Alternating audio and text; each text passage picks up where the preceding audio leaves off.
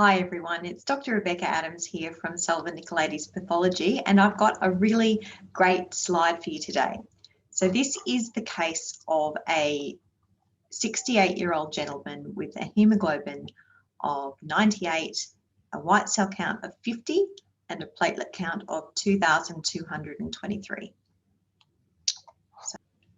Okay, so let's have a look at this film. So you can see from out here that there is indeed a leukocytosis. We'll have a look a little bit closer. So this film is highly abnormal in all three lineages. So let's pick a lineage to start with.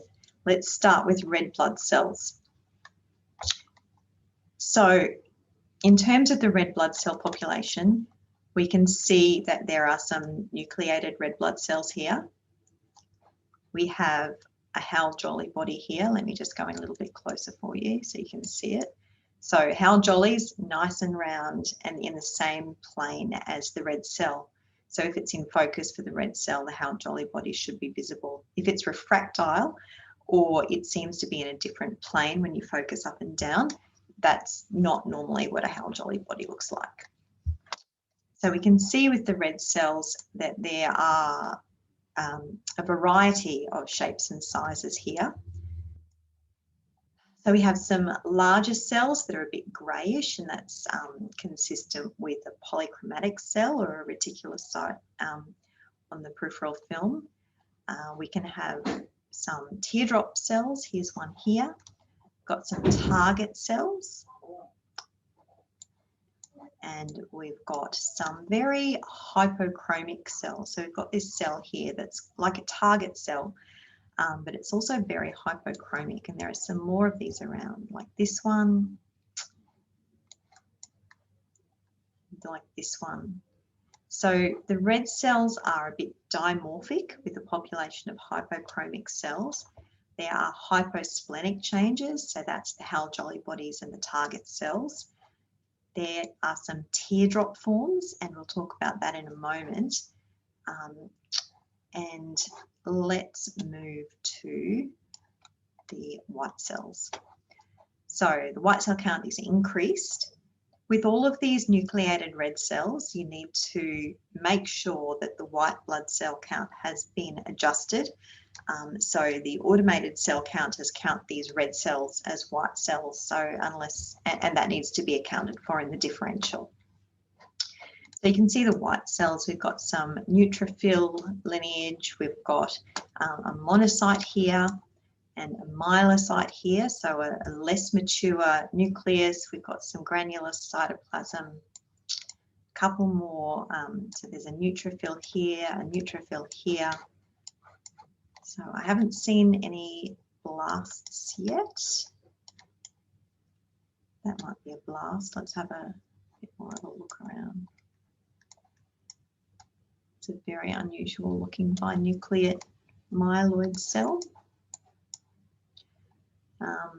More left shift, so we can see some myelocytes around the place. Promyelocytes. That looks like a monocyte.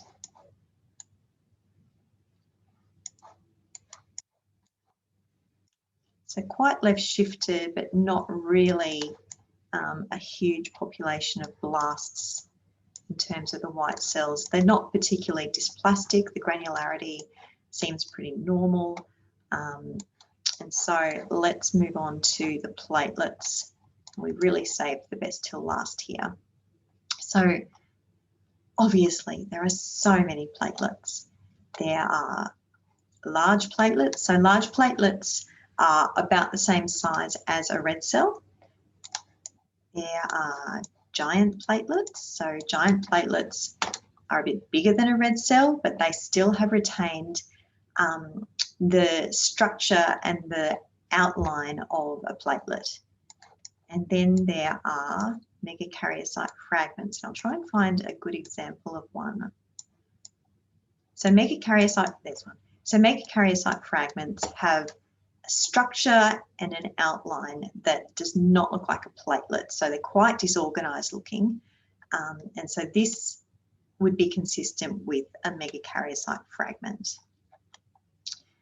I haven't seen any circulating micromegakaryocytes or any bare megakaryocyte nuclei, but there are other features that you can see in this disorder.